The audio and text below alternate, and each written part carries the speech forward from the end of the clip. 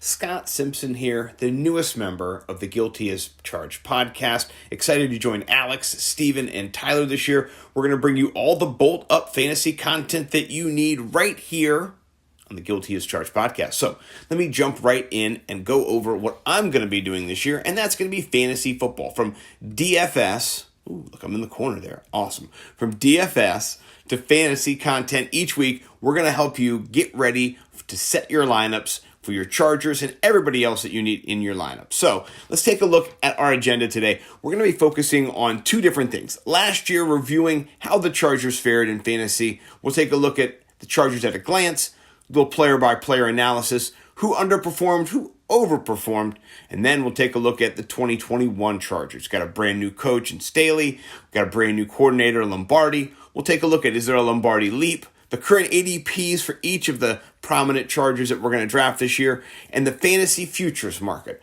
What does it all look like? I am Scott Simpson at NimbleWNumbers on Twitter. You're joining the Guilty as Charged fantasy section of the pod. Really excited. So let's jump right in. Let's take a look at the Chargers at a glance last year. So this is how they fared overall. Justin Herbert came in at the QB9. We'll get to him a little bit. He smashed. Didn't even expect him to start. If it weren't for a misplaced needle before the start of the season, Herbert may have never come to prominence like he did last year. He fared excellent as a Charger, representing the powdery blue. I love it. By the way, my gear is coming. I'm ordering it. Keenan Allen did excellent. He finished as the wide receiver number 12, I believe, last year. 245.1 points in PPR. Excellent job.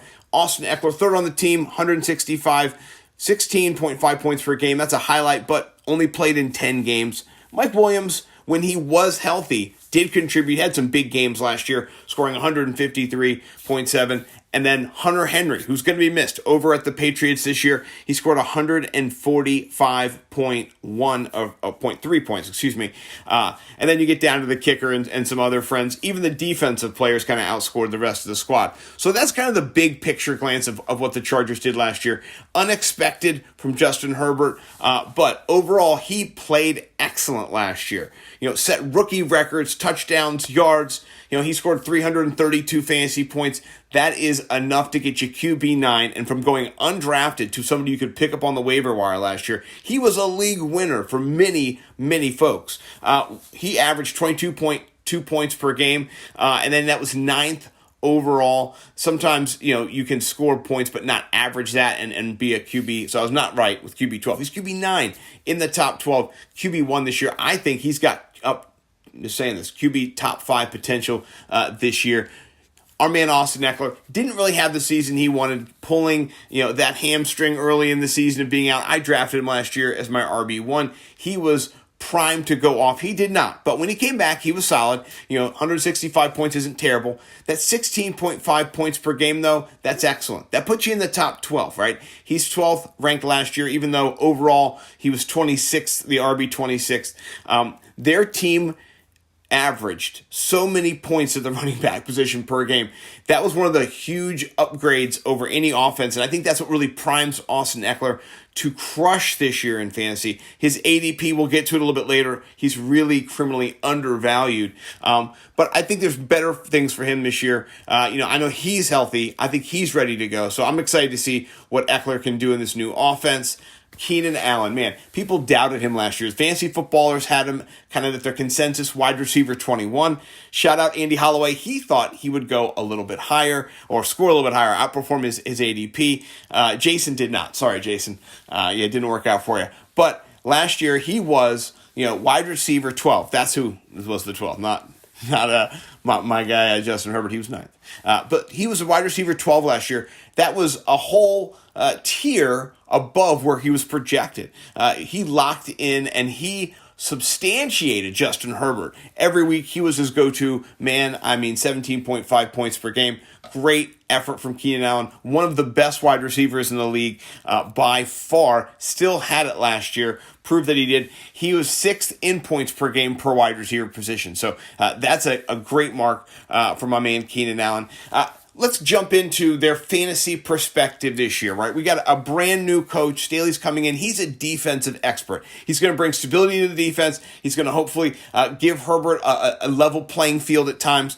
He really turned the Rams defense around before being in Chicago. I think he's going to be a great head coach. Everything I've heard from every single person I've read, every article, is that he is awesome and he's ready to go. This is an excerpt from the team reporter, Chris Hare, over there at the Chargers Nation. And so here's what he just shared. He just talked about bringing in Lombardi, and these are some of the things that are being said about this, offensive coordinator who's going to be kind of manning the helm. Has Herbert in his hands, as we like to say. He says, all these meetings that they would have, these game planning meetings, Chris, Joe, Lombardi, Chris Carmichael, and Sean Payton were involved as a threesome. Ooh, okay, there you go. So it was very much a collaborative effort in putting together this offensive game plan, which, as you know, has broken almost every offensive record in the NFL in passing numbers over the last decade and a half. That's speaking about his work with Drew Brees and the Saints, alluding to Sean Payton there. So this coordinator, this situation that he's come from, he has learned from some of the best. He's been working with the quarterback. He's not a quarterback whisperer, but that's where he makes his bread and butter over there with the Saints, was game planning, drawing out Drew Brees' strengths. One of the things they did highlight, and we'll talk about this in a little bit with Austin Eckler, is their ability to target the running backs. And I just love that. So here's another thing that just gives, Justin Herbert a little bit of excitement. It says, so I think, and this is Jeff Duncan talking about Lombardi. It says, so I think that what you'll see in Los Angeles with Justin Herbert and that great arm he's got and the great mobility he has, you'll see Joe Lombardi marry his offense to highlight those great strengths of Justin Herbert. And he got a first-hand look back at him here in September this year, and everyone that I know that left the game came away impressed with Justin Herbert. He's going to be a star. I agree with that. He already is a star in this league, and I think learning under Sean Payton how you adapt your offense to highlight the skill set of your quarterback, particularly, by the way, that's important, I think is something that he's going to apply out here in Los Angeles. I agree 100% with that. Jeff Duncan speaking to Chargers Weekly, I definitely agree with that. I think that he is going to really draw out Justin Herbert. I think Justin Herbert has, from my perspective, a top 5 upside this year at the fantasy position. I love him. I'm going to pick him up everywhere I can get him, especially in best ball drafts as well. So fantasy isn't just confined to DFS. Best ball drafts are happening right now. If you can go and get Justin Herbert right now in a best ball draft, I think that would be a great play for you. I would target him. So let's talk about targets and ADPs and where everybody's at right now. Last year, Austin Eckler, he did not perform up to his ADP. His ADP was, RB like 8. He was the 1.11 average to ADP. That was really high for Austin Eckler, and getting hurt, truncated that. So right now he's ranked at his ADP is 12. So he's still right around that 1.11, 1.12 ranking. He's projected, around, this is according to fantasy data, by the way, love fantasy data. I work with them all the time. Around 264 fantasy points. I think I have him a little bit higher. I think he's going to be able to push 300 points myself.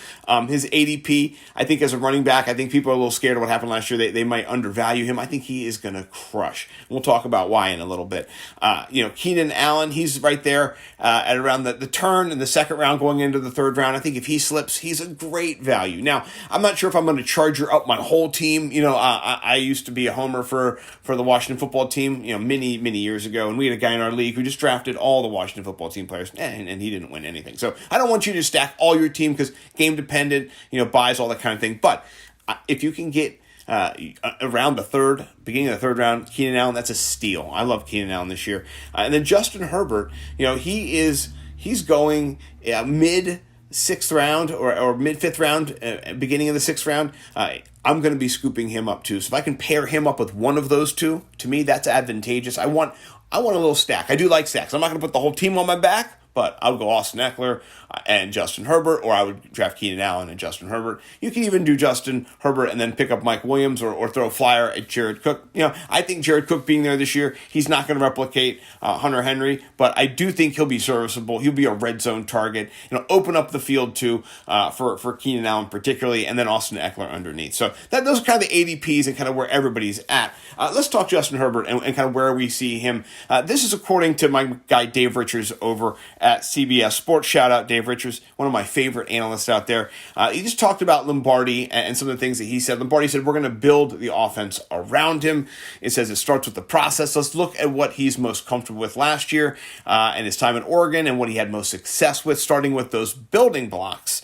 And then here's a series of plays that you already know and can find the completion, and you know where to go with the football. So I really like how Lombardi in this article is already sharing that he is going to be looking to tailor the offense around Justin Herbert's strengths, what he did well last year, using that film analysis. I love that. And last year, Herbert averaged about 40 attempts per game. That's a lot for anybody, but he did a great job with that. And so they're going to have an up-tempo offense this year, which is going to be favorable to Justin, getting those pass attempts.